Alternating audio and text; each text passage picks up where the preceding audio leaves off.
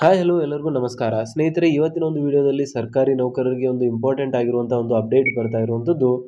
So basically ನಮ್ಮ ಒಂದು ರಾಜ್ಯ ಸರ್ಕಾರಿ ಪಿಂಚಣಿದಾರರಿಗೆ ವಯೋಮಾನ ಆಧಾರಿತ ಹೆಚ್ಚುವರಿ ಪಿಂಚಣಿಗೆ ಸಂಬಂಧಿಸಿದಂತೆ ಇವತ್ತಿನ ಒಂದು ವಿಡಿಯೋದಲ್ಲಿ ಇಂಪಾರ್ಟೆಂಟ್ ಆಗಿರುವಂಥ ಮಾಹಿತಿಯನ್ನು ನಾವು ಪಡೆಯೋಣ. ಸೊ ಯಾವ ರೀತಿಯಾದಂಥ ಒಂದು ಮಾಹಿತಿ ಇದೆ, ಕರ್ನಾಟಕ ರಾಜ್ಯ ಸರ್ಕಾರಿ ನೌಕರರಿಗೆ 10% ಹೆಚ್ಚಿನ ಒಂದು ಪಿಂಚಣಿ ಏನು 70 ವರ್ಷದ ನಂತರ ಸಿಗಬೇಕಾಗಿರುವಂಥದ್ದು, ಅದಕ್ಕೆ ಸಂಬಂಧಿಸಿದಂತೆ ಒಂದು ಮಹತ್ವದ ಪ್ರೆಸೆಂಟೇಷನ್ನ ಇವತ್ತಿನ ಒಂದು ವಿಡಿಯೋದಲ್ಲಿ ನಾವು ನೋಡೋಣ. ಸೊ ಇದಕ್ಕೆ ಸಂಬಂಧಿಸಿದಂತೆ ಕರ್ನಾಟಕ ಸರ್ಕಾರಿ ನೌಕರರ ಸಂಘದ ಅಧ್ಯಕ್ಷರು ಏನು ಹೇಳ್ತಾ ಇದ್ದಾರೆ ಮತ್ತು ಕರ್ನಾಟಕ ರಾಜ್ಯ ಸರ್ಕಾರಿ ನೌಕರರ ಒಂದು ಪಿಂಚಣಿದಾರರ ಸಂಘದ ಅಧ್ಯಕ್ಷರಾಗಿರುವಂಥ ಭೈರಪ್ಪನವರು ಕೂಡ ಇದಕ್ಕೆ ಸಂಬಂಧಿಸಿದಂತೆ ಆಲ್ರೆಡಿ ಸರ್ಕಾರದ ಜೊತೆ ಮಾತುಕತೆಗಳನ್ನು ನಡೆಸ್ತಾ ಇದ್ದಾರೆ. ಸೊ ಎಲ್ಲ ಒಂದು ಪಾಯಿಂಟ್ಸ್ಗಳನ್ನು ಇವತ್ತಿನ ಒಂದು ವಿಡಿಯೋದಲ್ಲಿ ನಾವು ಡಿಸ್ಕಸ್ ಮಾಡೋಣ. ಸೊ ಹಾಗಾಗಿ ವಿಡಿಯೋನ ಕೊನೆವರೆಗೂ ನೋಡಿ. ಮತ್ತು ಈ ಒಂದು 10% ಹೆಚ್ಚಿನ ಒಂದು ಪಿಂಚಣಿ ನಮ್ಮ ಒಂದು ರಾಜ್ಯದಲ್ಲಿ ಮೊಟ್ಟ ಮೊದಲನೇದೇನಲ್ಲ, ಆಲ್ರೆಡಿ ಬೇರೆ ಬೇರೆ ರಾಜ್ಯಗಳಲ್ಲಿ ಇಂಪ್ಲಿಮೆಂಟ್ ಮಾಡಲಾಗಿದೆ. ಸೊ ಕೆಲವೊಂದಿಷ್ಟು ರಾಜ್ಯಗಳಲ್ಲಿ 70 ವರ್ಷಕ್ಕೆ ಹೆಚ್ಚಿನ ಪಿಂಚಣಿ ನೀಡಲಾಗ್ತಾ ಇದೆ, ಕೆಲವೊಂದಿಷ್ಟು ರಾಜ್ಯಗಳಲ್ಲಿ 75 ವರ್ಷ ಮತ್ತು ಕೆಲವೊಂದಿಷ್ಟರಲ್ಲಿ 80 ವರ್ಷಕ್ಕೆ.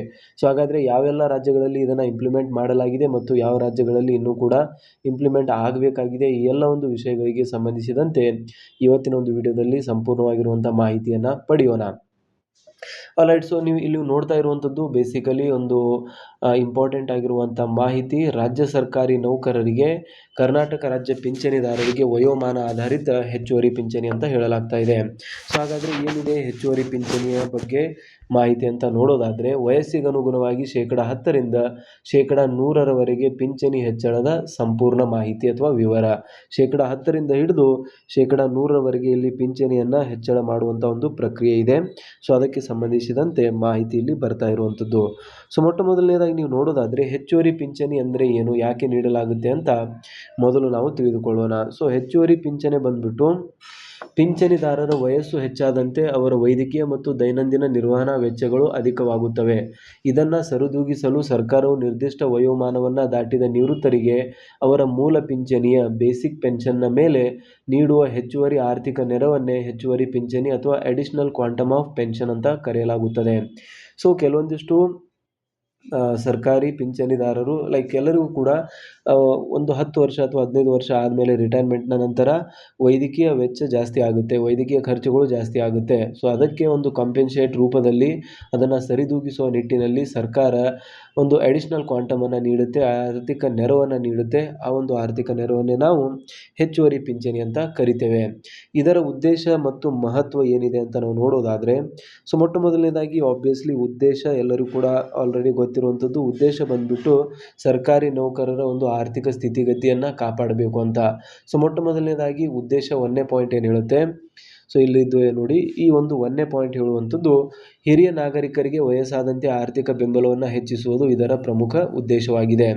ಇದಾದಮೇಲೆ 2ನೇ ಒಂದು ಪಾಯಿಂಟ್ ಏನು ಹೇಳುತ್ತೆ, ಹೆಚ್ಚುವರಿ ಆರೋಗ್ಯ ಮತ್ತು ವೈದ್ಯಕೀಯ ವೆಚ್ಚಗಳನ್ನು ಸುಲಭವಾಗಿ ಭರಿಸಲಿದೆ, ಇದು ಅನುಕೂಲ ಮಾಡಲಿದೆ ಅಂತ.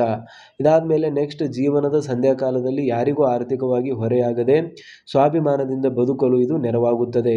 ಆ್ಯಂಡ್ ಈ ಸೌಲಭ್ಯವು ಕೇವಲ ನಿವೃತ್ತ ನೌಕರರಿಗೆ ಮಾತ್ರವಲ್ಲದೆ ಕುಟುಂಬ ಪಿಂಚಣಿ ಪಡೆಯುತ್ತಿರುವವರಿಗೂ ಸಹ ಅನ್ವಯವಾಗುತ್ತದೆ. ಅಂದರೆ ಬರೀ ಪ್ರೆಸೆಂಟಾಗಿ ಯಾರು ಸರ್ಕಾರಿ ನೌಕರರು ಫ್ಯಾಮಿಲಿ ಪೆನ್ಷನ್ ಪಡಿತಾ ಇರ್ತಾರೆ ಅವರಿಗೂ ಕೂಡ ಅಪ್ಲೈ ಆಗುತ್ತೆ. ಅಂದರೆ ಇದು ಬರೀ ಪಿಂಚಣಿದಾರರಿಗೆ ಅಪ್ಲೈ ಆಗದೆ ಫ್ಯಾಮಿಲಿ ಪೆನ್ಷನರ್ಸ್ಗೂ ಕೂಡ ಅಪ್ಲೈ ಆಗುತ್ತದೆ ಅನ್ನೋ ಒಂದು ಕ್ಲಿಯರ್ ಆಗಿರುವಂಥ ಮಾಹಿತಿಯನ್ನು ಇಲ್ಲಿ ಸರ್ಕಾರಿ ನೌಕರಿಗಾಗಿ ನೀಡ್ತಾ ಇರುವಂಥದ್ದು ನೀವು ನೋಡ್ತಾ ಇದ್ದೀರಾ. ಸೊ ಇದಾದಮೇಲೆ ನೆಕ್ಸ್ಟ್ ಪಾಯಿಂಟ್ ಬಂದ್ಬಿಟ್ಟು 70ನೇ ವಯಸ್ಸಿಗೆ 10% ಹೆಚ್ಚಳ ಹೊಸ ಒಂದು ಬೇಡಿಕೆ ಏನಿದೆ ಅದಕ್ಕೆ ಸಂಬಂಧಿಸಿದಂತೆ ಕರ್ನಾಟಕ ಸರ್ಕಾರ ಏನು ಹೇಳ್ತಾ ಇದೆ, CS ಷಡಕ್ಷರಿ ಅವರು ಏನು ಹೇಳ್ತಾ ಇದ್ದಾರೆ, ಆ ಒಂದು ವಿಷಯಗಳನ್ನು ಈಗ ನೋಡೋಣ. ಸೊ ಬೇಸಿಕಲಿ ನೀವು ನೋಡ್ತಾ ಇರುವಂಥದ್ದು 7ನೇ ವೇತನ ಆಯೋಗದ ಶಿಫಾರಸಿನ ಪ್ರಕಾರ ಏನಿದೆ ಮತ್ತು ಕರ್ನಾಟಕ ಸರ್ಕಾರ ಇದಕ್ಕೆ ಸಂಬಂಧಿಸಿದಂತೆ ಏನು ಹೇಳ್ತಾ ಇದೆ ಅಂತ ನಾವು ನೋಡೋದಾದರೆ, ಮೊಟ್ಟ ಮೊದಲನೇದಾಗಿ 7ನೇ ವೇತನ ಆಯೋಗದ ಶಿಫಾರಸು ಏನು ಹೇಳುತ್ತೆ ಅಂತ, ಪ್ರಸ್ತುತ ಇರುವ ನಿಯಮಗಳ ಪ್ರಕಾರ 80 ವರ್ಷದ ನಂತರ ಹೆಚ್ಚುವರಿ ಪಿಂಚಣಿ ಆರಂಭವಾಗುತ್ತದೆ. ಆದರೆ ಇತ್ತೀಚಿನ 7ನೇ ವೇತನ ಆಯೋಗವು 70 ವರ್ಷ ತುಂಬಿದ ತಕ್ಷಣವೇ ಮೂಲ ಪಿಂಚಣಿಯಲ್ಲಿ 10% ಹೆಚ್ಚಳ ಮಾಡಬೇಕೆಂದು ಸರ್ಕಾರಕ್ಕೆ ಸ್ಪಷ್ಟ ಶಿಫಾರಸು ಮಾಡಿದೆ. ನೋಡಿ, 70 ವರ್ಷ ದಾಟಿದ ತಕ್ಷಣ 10% ಹೆಚ್ಚಿನ ಒಂದು ಪಿಂಚಣಿಯನ್ನು ನೀಡಬೇಕು ಅಂತ 2024ರಲ್ಲಿ 7ನೇ ವೇತನ ಆಯೋಗನ ಇಂಪ್ಲಿಮೆಂಟ್ ಮಾಡಿದ್ದಾರೆ ಕರ್ನಾಟಕ ರಾಜ್ಯದಲ್ಲಿ. ಆ ಒಂದು 7ನೇ ವೇತನ ಆಯೋಗದ ಒಂದು ರಿಪೋರ್ಟಲ್ಲಿ ಆಲ್ರೆಡಿ ಇದನ್ನು ನೀಡಲಾಗಿತ್ತು. 10 ವರ್ಷ 70 ವರ್ಷಕ್ಕೆ ಸರ್ಕಾರಿ ನೌಕರರಿಗೆ 10% ಪಿಂಚಣಿಯನ್ನು ನೀಡಬೇಕು. ಸದ್ಯ ಇರುವಂಥ ರೂಲ್ಸ್ ಪ್ರಕಾರ 80 ವರ್ಷ ದಾಟಿದ ಮೇಲೆ 20% ಹೆಚ್ಚಿನ ಒಂದು ಪಿಂಚಣಿ ನೀಡ್ತಾರೆ. 60ರಿಂದ 80 ವರ್ಷ ಆದಮೇಲೆ ಅಂತ ಹೇಳ್ತಾ ಇದ್ದಾರೆ. ಬಟ್ ನಮಗೆಲ್ಲರಿಗೂ ಕೂಡ ಗೊತ್ತಿರುವಂಥದ್ದು ಆ್ಯಾವ್ರೇಜ್ ವಯಸ್ಸು 70ರಿಂದ 75 ವರ್ಷ ಇವಾಗ ಇರುವಂಥದ್ದು. ಸೊ ಹಾಗಾಗಿ ಇದರಿಂದ ಜಾಸ್ತಿ ಪಿಂಚಣಿದಾರರಿಗೆ ಲಾಭ ಆಗ್ತಾ ಇಲ್ಲ. ಅಟ್ಲೀಸ್ಟ್ ಅವರು ಓಡಾಡುವಂಥ ಒಂದು ಸಮಯದಲ್ಲಾದರೂ ಕೂಡ ಯಾವುದೇ ಲಾಭ ಆಗ್ತಾ ಇಲ್ಲ. ಸೊ ಹಾಗಾಗಿ ಪಿಂಚಣಿದಾರರು ಕೇಳ್ತಾ ಇರುವಂಥದ್ದು ಆದಷ್ಟು 70 ವರ್ಷಕ್ಕೆ 10% ಹೆಚ್ಚಿನ ಒಂದು ಪಿಂಚಣಿಯನ್ನು ನೀಡಿದ್ರೆ ಅದರ ಒಂದು ಲಾಭ ಅದನ್ನು ಅನುಭವಿಸುವ ಒಂದು ಪರಿಸ್ಥಿತಿಯಲ್ಲಿ ಪಿಂಚಣಿದಾರರು ಇರ್ತಾರೆ. ಇಷ್ಟು ಲೇಟ್ ನೀಡಿದರೆ ಅದರಿಂದ ಯಾವುದೇ ಪ್ರಯೋಜನ ಇಲ್ಲ. ಅವರು ಈಗ ಆಗಲೇ ಅಂದರೆ ಲೈಕ್ ಆಲ್ಮೋಸ್ಟ್ ಅವರ ಒಂದು ಸಂಧ್ಯಾ ಕಾಲ ಮುಗಿದೋಗಿರುತ್ತೆ ಅಂತ. ಆ್ಯಂಡ್ ಜಾರಿಯ ಒಂದು ನಿರೀಕ್ಷೆಯ ಬಗ್ಗೆ ನಾವು ಮಾತನಾಡುವುದಾದರೆ ಅಂದರೆ ಯಾವಾಗ ಇಂಪ್ಲಿಮೆಂಟ್ ಆಗುತ್ತೆ ಅದಕ್ಕೆ ಸಂಬಂಧಿಸಿದಂತೆ ಸರ್ಕಾರ ಏನು ಹೇಳ್ತಾ ಇದೆ, ಏನಕ್ಕಂದರೆ ವೇತನ ಆಯೋಗದ ರಿಪೋರ್ಟಲ್ಲಿ ನೀಡಿದರೂ ಕೂಡ ಸರ್ಕಾರದಿಂದ ವಿಳಂಬವಾಗ್ತಾ ಇದೆ. ಪೆನ್ಷನ್ನ ನೆಪ ಆಗಿರ್ಬೋದು ಅಥವಾ ಫಂಡ್ಸ್ಗಳ ನೆಪ ಆಗಿರ್ಬೋದು, ಏನೇ ಒಂದು ಕಾರಣ ಇರಲಿ, ಬಟ್ ಸರ್ಕಾರದ ಕಡೆಯಿಂದ ಈ ಒಂದು ವಿಳಂಬ ಇರುವಂಥದ್ದು. ಸೊ ಇಲ್ಲಿ ನೋಡ್ತಾ ಇರುವಂಥದ್ದು ಈ 10% ಶಿಫಾರಸನ್ನು ಶೀಘ್ರವಾಗಿ ಜಾರಿಗೊಳಿಸಬೇಕು ಎಂಬುದು ರಾಜ್ಯದ ಲಕ್ಷಾಂತರ ಹಿರಿಯ ನಿವೃತ್ತ ನೌಕರರ ಪ್ರಬಲ ಬೇಡಿಕೆಯಾಗಿದ್ದು, ಸರ್ಕಾರವು ಶೀಘ್ರದಲ್ಲೇ ಈ ಕುರಿತು ಅಧಿಕೃತ ಆದೇಶ ಹೊರಡಿಸುವ ವಿಶ್ವಾಸ ಇದೆ. ಅಧಿಕೃತ ಆದೇಶ ಹೊರಡಿಸೋದಕ್ಕೆ ಸರ್ಕಾರದ ಜೊತೆ ಆಲ್ರೆಡಿ ಮಾತುಕತೆಗಳು ನಡೆದಿದೆ. ಪಿಂಚಣಿದಾರರ ಸಂಘ ಆಗಿರ್ಬೋದು, ನಿವೃತ್ತ ನೌಕರರ ಸಂಘ ಮತ್ತು ಪ್ರೆಸೆಂಟ್ ಆಗಿ ಸಿ.ಎಸ್. ಷಡಕ್ಷರಿ ಅವರ ನೇತೃತ್ವದಲ್ಲಿ KSGA ಕೂಡ ಇದಕ್ಕೆ ಸಂಬಂಧಿಸಿದಂತೆ ಕಂಟಿನ್ಯೂಸ್ ಆಗಿ ಸರ್ಕಾರದ ಒಂದು ಗಮನವನ್ನು ಸೆಳೆಯುವಂಥ ಕೆಲಸ ಮಾಡ್ತಾ ಇರೋದ್ರಿಂದ ಆದಷ್ಟು ಬೇಗ ಇದಕ್ಕೆ ಸಂಬಂಧಿಸಿದಂತೆ ಅಧಿಕೃತ ಆದೇಶ ಬರಲಿದೆ ಅಂತ ಹೇಳಲಾಗ್ತಾ ಇದೆ. ವಯಸ್ಸು ಮತ್ತು ಹೆಚ್ಚುವರಿ ಪಿಂಚಣಿಯ ಪ್ರಮಾಣ ಯಾವ ರೀತಿಯಾಗಿದೆ ಅಂತ ನಾವು ನೋಡೋದಾದರೆ ತುಂಬ ಇಂಟ್ರೆಸ್ಟಿಂಗ್ ಆಗಿರುವಂಥ ಒಂದು ಟೇಬಲ್ ಇದು. ಈ ಒಂದು ಟೇಬಲಲ್ಲಿ ಯಾವ ವಯಸ್ಸಿಗೆ ಎಷ್ಟು ಹೆಚ್ಚುವರಿ ಪಿಂಚಣವನ್ನು ನೀಡಲಾಗ್ತಾ ಇದೆ ಅಂತ ಒಂದು ಮಾಹಿತಿಯನ್ನು ಕೊಟ್ಟಿದ್ದಾರೆ. ಸೊ ನೋಡಿ, ತುಂಬ ಇಂಟ್ರೆಸ್ಟಿಂಗ್ ಆಗಿರುವಂಥದ್ದು. ಸೊ ಇದು ಎಲ್ಲರಿಗೂ ಕೂಡ ಗೊತ್ತಿರಬೇಕಾಗಿರುವಂಥದ್ದು. ಸೊ ಒಂದು ಕಡೆ ನಾವು ಏಜ್ ಗ್ರೂಪನ್ನು ನೋಡ್ತಾ ಇದ್ದೀವಿ ಆ್ಯಂಡ್ ಇನ್ನೊಂದು ಕಡೆ ಹೆಚ್ಚುವರಿ ಪಿಂಚಣಿಯ ಪ್ರಮಾಣ. ಸೊ ಮೊಟ್ಟ ಮೊದಲನೇದಾಗಿ 70ರಿಂದ 80 ವರ್ಷದವರೆಗೆ 70 ಟು >70 <80 ಅಂಥವರಿಗೆ ಮೂಲ ಪಿಂಚಣಿಯ 10% ಹೆಚ್ಚಳವನ್ನು ನೀಡಬೇಕು ಅಂತ ಇಲ್ಲಿ ಬೇಡಿಕೆಯನ್ನು ಇಡಲಾಗ್ತಾ ಇದೆ. ಅಂದರೆ ಇದು ಮೊಟ್ಟ ಮೊದಲನೇ ಒಂದು ಪಾಯಿಂಟ್ ಇಲ್ಲಿ ಬರ್ತಾ ಇರುವಂಥದ್ದು. ಓಕೆ, ಇದಾದಮೇಲೆ ಎರಡನೇ ಪಾಯಿಂಟ್ ಬಂದ್ಬಿಟ್ಟು, ಸೊ ಇದು ಎರಡನೇ ಪಾಯಿಂಟ್ ಏನು ಹೇಳುತ್ತೆ, 80 ವರ್ಷದಿಂದ 85 ವರ್ಷದವರೆಗೆ >80 <85 ಅಂಥವರಿಗೆ ಮೂಲ ಪಿಂಚಣಿಯ 20% ಹೆಚ್ಚಳ ಆಲ್ರೆಡಿ 6ನೇ ವೇತನ ಆಯೋಗದ ಪ್ರಕಾರ ಇದನ್ನು ಇಂಪ್ಲಿಮೆಂಟ್ ಮಾಡಲಾಗಿದೆ. ಬಟ್ ಇದರಿಂದ ಜಾಸ್ತಿ ಜನರಿಗೆ ಪ್ರಯೋಜನ ಸಿಗ್ತಾ ಇಲ್ಲ, ಏನಕ್ಕಂದರೆ ಅಷ್ಟು ವಯಸ್ಸಿನವರೆಗೆ ಬದುಕುಳಿತಾ ಇಲ್ಲ. ಆ್ಯಂಡ್ ಇದಾದಮೇಲೆ 85 ವರ್ಷದಿಂದ 90 ವರ್ಷದವರೆಗೆ >85 <90 ಅವರಿಗೆ 30% ಹೆಚ್ಚಿನ ಒಂದು ಪಿಂಚಣಿಯನ್ನು ನೀಡಲಾಗ್ತಾ ಇದೆ. 90 ವರ್ಷದಿಂದ 95 ವರ್ಷ ಆಗಿರುವಂಥವರಿಗೆ ಮೂಲ ಪಿಂಚಣಿಯ 40% ಅಂದರೆ 40% ಹೆಚ್ಚಿನ ಒಂದು ಪಿಂಚಣಿಯನ್ನು ನೀಡಲಾಗ್ತಾ ಇದೆ.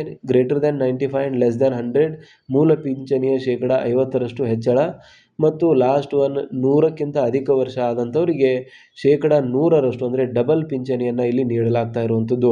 ಬಟ್ ಇದರಲ್ಲಿ ಬಹುತೇಕ ಎಲ್ಲರೂ ಕೂಡ ಅನುಭವಿಸಿರ್ತೀರ. ಸೊ ಇದರಲ್ಲಿ ಜಾಸ್ತಿ ಪ್ರಯೋಜನ ಪಡೆಯೋಕ್ಕಾಗ್ತಾ ಇಲ್ಲ, ಏನಕ್ಕಂದರೆ ಒಂದು ವಯಸ್ಸು 80-85 ವರ್ಷ ದಾಟಿದ ಮೇಲೆ ಯಾರೂ ಬದುಕುಳಿಯೋದಿಲ್ಲ. ಸೊ ಹಾಗಾಗಿ 70 ವರ್ಷ ಇರುವಾಗಲೇ ಹೆಚ್ಚಿನ ಒಂದು ಪಿಂಚಣಿಯನ್ನು ನೀಡಬೇಕು ಅಂತ ಇಲ್ಲಿ ಪಿಂಚಣಿದಾರರು ಕೇಳ್ತಾ ಇರುವಂಥದ್ದು. ಅದಕ್ಕೆ ತಕ್ಕಂತೆ ಇಲ್ಲಿ ಅಧಿಕೃತವಾಗಿರುವಂಥ ಆದೇಶಕ್ಕಾಗಿ ಕಾಯ್ತಾ ಇದ್ದಾರೆ. ಬಟ್ ಇದು ಎಕ್ಸಿಸ್ಟಿಂಗ್ ಆಗಿರುವಂಥ ಒಂದು ಇಂಪ್ಲಿಮೆಂಟೇಷನ್ ಇದೆ. ಇಲ್ಲಿ ಕಾಣ್ತಾ ಇರುವಂಥದ್ದು ಇದೆಲ್ಲವೂ ಕೂಡ ಎಕ್ಸಿಸ್ಟಿಂಗ್ ಇಂಪ್ಲಿಮೆಂಟೇಷನ್ ಆಲ್ರೆಡಿ ಇದೆ. ಇದನ್ನು ನಾವು ಓಲ್ಡ್ ಅಂತ ಬರಿಬೋದು ಇಲ್ಲಿ. ಸೊ ಓಲ್ಡ್ ಇಂಪ್ಲಿಮೆಂಟೇಷನ್ ಇರುವಂಥದ್ದು. ಬಟ್ 10% ಹೆಚ್ಚಿನ ಪಿಂಚಣಿ ಮಾತ್ರ ಇನ್ನೂ ಅಧಿಕೃತವಾಗಿ ಜಾರಿ ಬಂದಿಲ್ಲ. 7ನೇ ವೇತನ ಆಯೋಗದ ರಿಪೋರ್ಟಲ್ಲಿದೆ. ಸರ್ಕಾರ ಕೂಡ ಗ್ರೀನ್ ಸಿಗ್ನಲ್ ತೋರಿಸಿದೆ. ಆದರೆ ಬಜೆಟ್ನಲ್ಲಿ ಅದಕ್ಕೆ ಹಣವನ್ನು ಕಾಯ್ದಿರಿಸಿ ಅಧಿಕೃತವಾಗಿರುವಂಥ ಘೋಷಣೆ ಇನ್ನೂ ಕೂಡ ಆಗಿಲ್ಲ.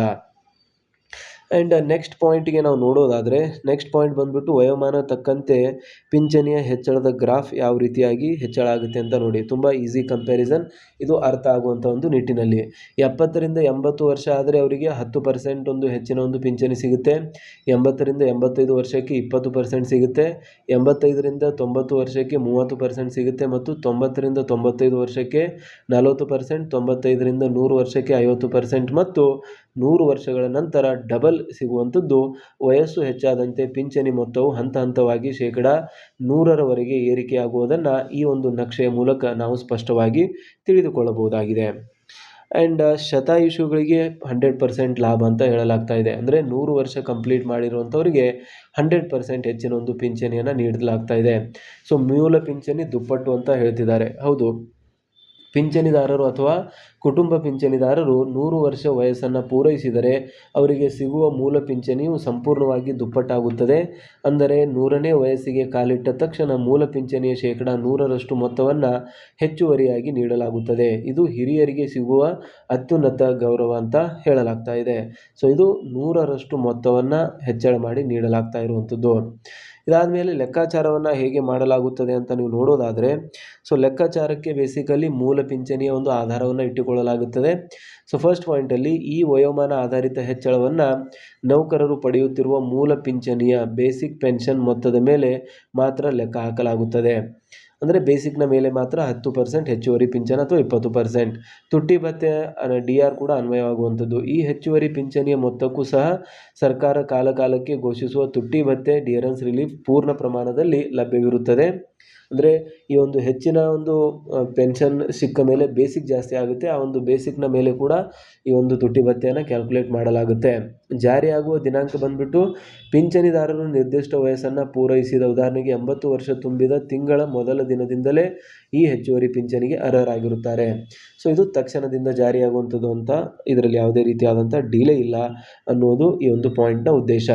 ಸೊ ಆರ್ಥಿಕ ಭದ್ರತೆಯ ಒಂದು ಪ್ರಾಮುಖ್ಯತೆ ನಾವು ನೋಡೋದಾದರೆ, ವಯಸ್ಸಾದಂತೆ ಹೆಚ್ಚುವರಿ ಆರ್ಥಿಕ ನೆರವು ನೀಡುವುದು ತಮ್ಮ ಇಡೀ ಜೀವನವನ್ನು ಸರ್ಕಾರದ ಸೇವೆಗೆ ಮುಡುಪಾಗಿಟ್ಟ ಹಿರಿಯ ಜೀವಿಗಳಿಗೆ ನಾವು ನೀಡುವ ಅತಿ ದೊಡ್ಡ ಗೌರವವಾಗಿದೆ.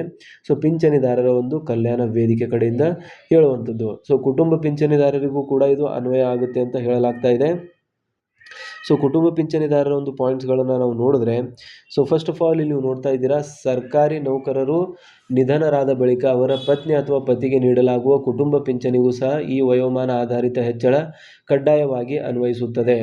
ಕುಟುಂಬ ಪಿಂಚಣಿದಾರರು 80 ವರ್ಷ ಅಥವಾ ಭವಿಷ್ಯದಲ್ಲಿ 70 ವರ್ಷ ಪೂರೈಸಿದ ತಕ್ಷಣ ಅವರ ಮೂಲ ಕುಟುಂಬ ಪಿಂಚಣಿಯ ಮೇಲೆ ನಿಗದಿತ ಶೇಕಡಾವಾರು ಹೆಚ್ಚಳವನ್ನು ನೀಡಲಾಗುತ್ತದೆ.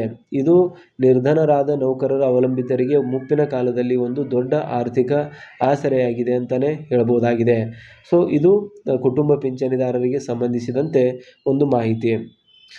ಆಲ್ರೈಟ್. ಸೊ ಇದಾದ ಮೇಲೆ ನೆಕ್ಸ್ಟ್ ಪಾಯಿಂಟಲ್ಲಿ ಗಮನಿಸಬೇಕಾದ ಒಂದು ಪ್ರಮುಖ ನಿಯಮಗಳ ಬಗ್ಗೆ ನಾವು ಮಾತನಾಡೋದಾದರೆ, ಫಸ್ಟ್ ನಿಯಮ ಏನು ಹೇಳುತ್ತೆ, ಜನನ ದಿನಾಂಕದ ಮೇಲೆ ಡೇಟ್ ಆಫ್ ಬರ್ತ್ ಒಂದು ಪ್ರೂಫ್ ಆಗಿರುತ್ತೆ. ಇದಕ್ಕೆ ಪಿಂಚಣಿ ಪಾವತಿ ಆದೇಶದಲ್ಲಿ ನಮೂದಿಸಿರುವ ಜನ್ಮ ದಿನಾಂಕವನ್ನೇ ಈ ಹೆಚ್ಚಳಕ್ಕೆ ಅಧಿಕೃತ ದಾಖಲೆಯಾಗಿ ಪರಿಗಣಿಸಲಾಗುತ್ತದೆ. PPOದಲ್ಲಿ ವಯಸ್ಸಿಲ್ಲದಿದ್ದರೆ, ಒಂದು ವೇಳೆ PPO ಪೆನ್ಷನ್ ಆಫ್ ಪ್ರೂಫ್ನಲ್ಲಿ ಜನ್ಮ ದಿನಾಂಕ ಇಲ್ಲದಿದ್ದರೆ ಪ್ಯಾನ್ ಕಾರ್ಡ್, ಮತದಾರರ ಗುರುತಿನ ಚೀಟಿ ಅಥವಾ SSLC ಅಂಕಪಟ್ಟಿಯನ್ನು ವಯಸ್ಸಿನ ದಾಖಲೆಯಾಗಿ ನೀಡಬಹುದಾಗಿದೆ. ಬ್ಯಾಂಕ್ ಪ್ರಕ್ರಿಯೆ ಯಾವ ರೀತಿಯಾಗಿರುತ್ತೆ ಅಂದರೆ, ಅರ್ಹ ವಯಸ್ಸು ತಲುಪಿದ ತಕ್ಷಣ ಪಿಂಚಣಿ ವಿತರಿಸುವ ಬ್ಯಾಂಕ್ ಅಥವಾ ಖಜಾನೆಯು ತಾವಾಗಿಯೇ ಈ ಹೆಚ್ಚಳವನ್ನು ಲೆಕ್ಕ ಹಾಕಿ ಪಾವತಿಸಬೇಕು. ಪಿಂಚಣಿದಾರರು ಪದೇ ಪದೇ ಅಲಿಯುವಂತಿಲ್ಲ. ಸೊ ಇದು ಬೇಸಿಕಲಿ ಬ್ಯಾಂಕ್ ಕಡೆಯಿಂದನೇ ಆಗಬೇಕಾಗಿರುವಂಥದ್ದು. ಪಿಂಚಣಿದಾರರು ಪದೇ ಪದೇ ಇದಕ್ಕೆ ಅಲಿಯುವಂಥ ಅವಶ್ಯಕತೆ ಇಲ್ಲ ಅಂತ ಕ್ಲಿಯರ್ ಆಗಿರುವಂಥ ಒಂದು ಆದೇಶವನ್ನು ಇಲ್ಲಿ ನೀಡಲಾಗಿದೆ. ಸೊ ಇದಕ್ಕೆ ಸಂಬಂಧಿಸಿದಂತೆ ನಿಮಗೇನಾದರೂ ಪ್ರಶ್ನೆಗಳಿದ್ದಲ್ಲಿ ದಯವಿಟ್ಟು ಕಮೆಂಟಲ್ಲಿ ತಿಳಿಸಿ. ಮತ್ತು ಮಾಹಿತಿ ಒಳ್ಳೆಯದನಿಸಿದರೆ ಖಂಡಿತವಾಗೂ ಲೈಕ್ ಮಾಡಿ.